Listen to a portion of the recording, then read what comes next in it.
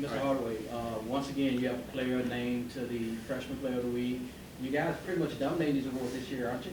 Well, I mean, it's just a testament to their hard work. You know, Boogie, Lester, Precious, even DJ, James, all those guys, man, those freshmen, Damian, they're all just in the gym all the time. They're always working, they're grinding, and the hard work is paying off. The way it's kind of, over the 2 wins you got last week, the way it kind of came together and it just looked better than it had at the beginning of the season.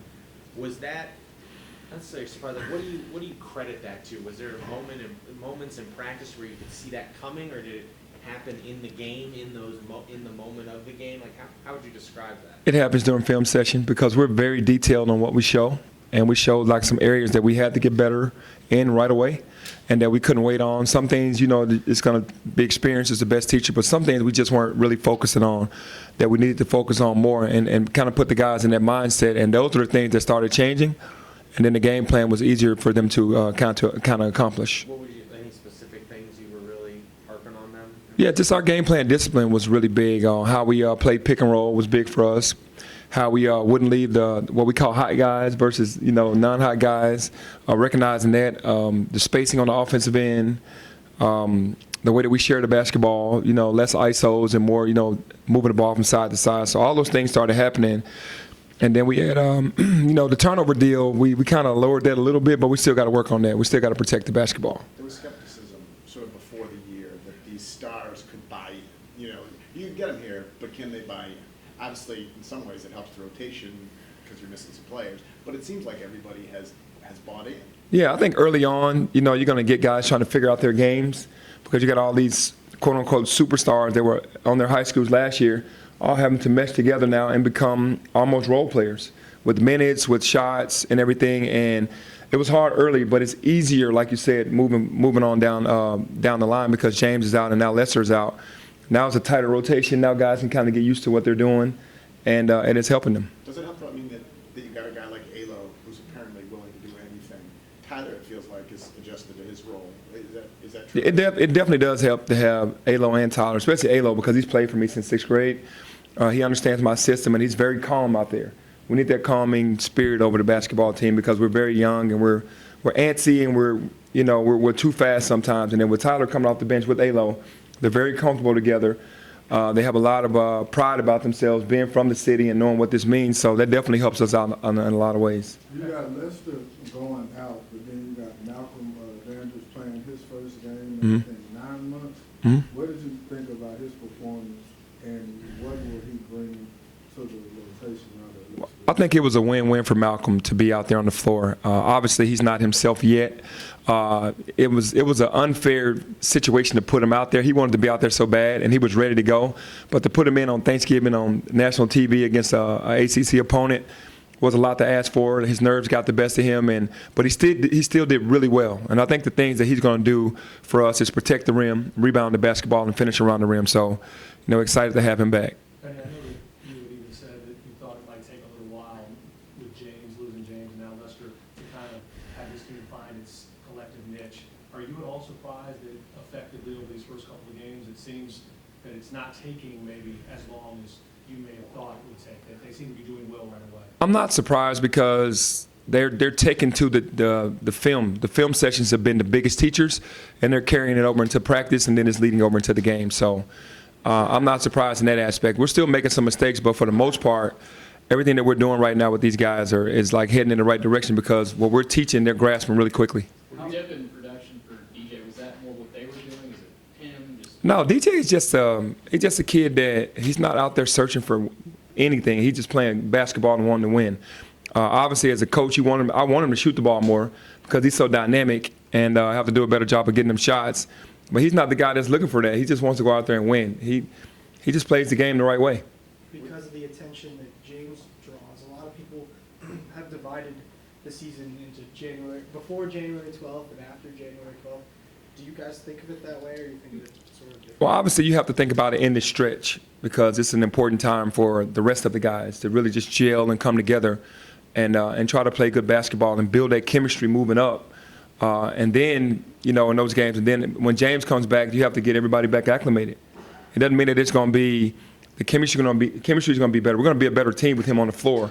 But then you have to get the chemistry down with him on the floor with the rest of the guys. So, yeah, you can look at it in segments like that because that's where we are right now. And the team is up for the challenge because we have a deep team and we're showing that.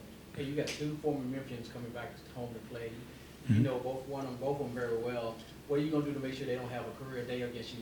Oh, my God. Obviously, Darryl Brown, me and his father have been friends forever before he was born, and kind of a godfather to Darryl. He played for me at AAU and watched him grow throughout the game and has had an unbelievable career at Bradley. His last year, he's the leader. He's going to want to come in and have a huge game. He's probably going to have 20, 30 tickets, screaming fans with red on. But, definitely proud of his growth, but I don't know about tomorrow. Antonio is another player that I've seen grow from a very early age. I went to high school with his father. So with both of those guys coming back, they're going to be very hyped to do well and try to get a victory here. Penny, how proud of you are you? This team has been dealt with so many distractions. Mm-hmm. Every day was something else. Mm-hmm. For a veteran-laden team, it might have been difficult to deal with, and yet it seems that these guys, they've been in the spotlight so long, it doesn't seem like anything really phases them. It's just, look, let's get the job done. Very proud. Like you said, a very young team, but there's with them being stars on their teams and being on USA Basketball and playing on these top leagues in the summertime, they're used to the scrutiny and some of the negativity. Not on this level, of course, but it seemed like they've just handled it well. They've support James as a brother, but they know that they still have a job to do. I know Lester was dressed and he was taking the one-handed shots. Does that mean he's coming back sooner rather than later? Or is that No, it's just him just trying to stay active. He's still going to have to. The injury is going to have to take its course on healing. He just wants to be out there so badly. You can't hold him down. He's just going to be out there dribbling the ball, left-handed, shooting left-handed shots. What's James doing? Tell us about his practice time and how hard is he going?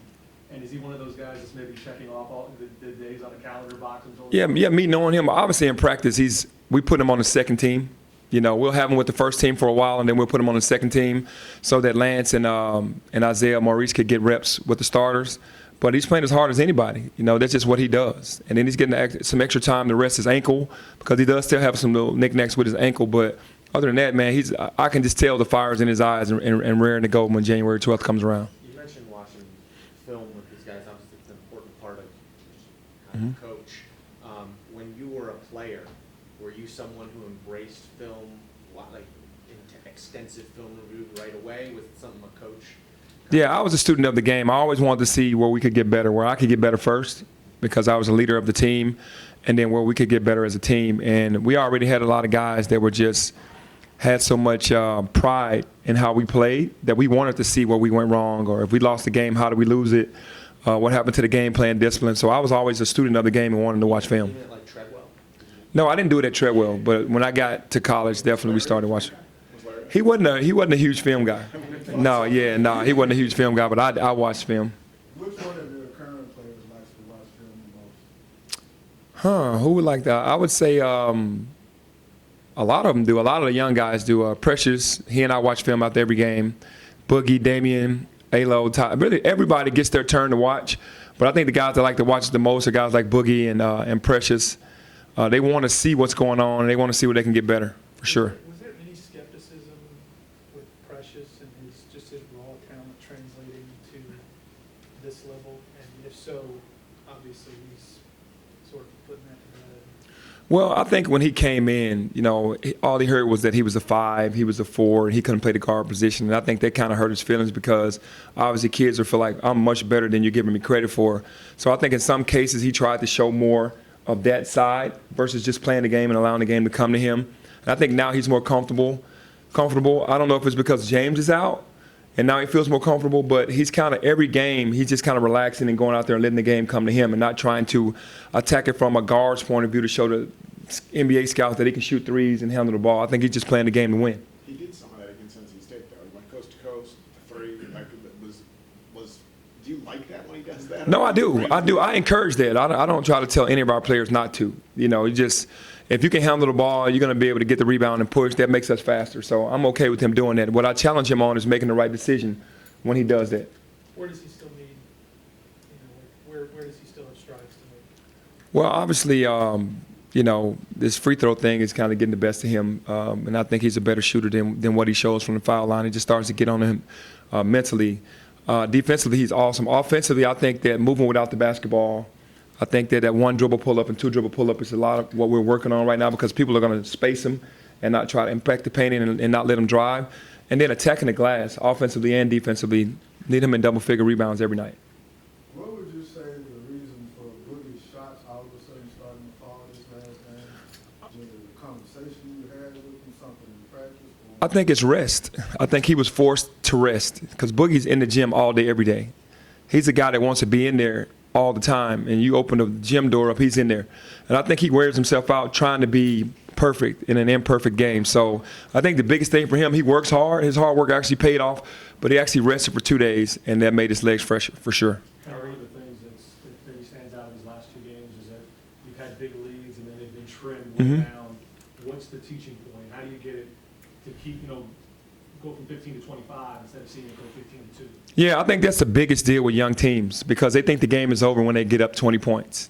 And a team makes a run, you stop playing defense, you start trying to play hero ball. So what got you the lead was sharing the basketball, running, moving it, rebounding, getting layups. And then all of a sudden when the team starts to come back, now you start turning it over, you start taking bad shots, and then you don't get back on defense. So I think the biggest thing with us is when we get into that mode where we get up, now we have to execute more. Now we have to screen better. Now we have to, take good shots and then cover the backcourt. So that's what starts to happen.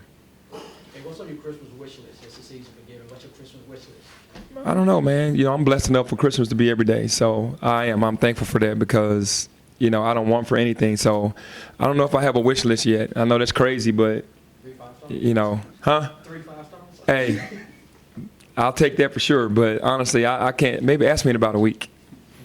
How happy was, from your point of view, was Precious to get back home and get some regular pizza? Yeah, it was.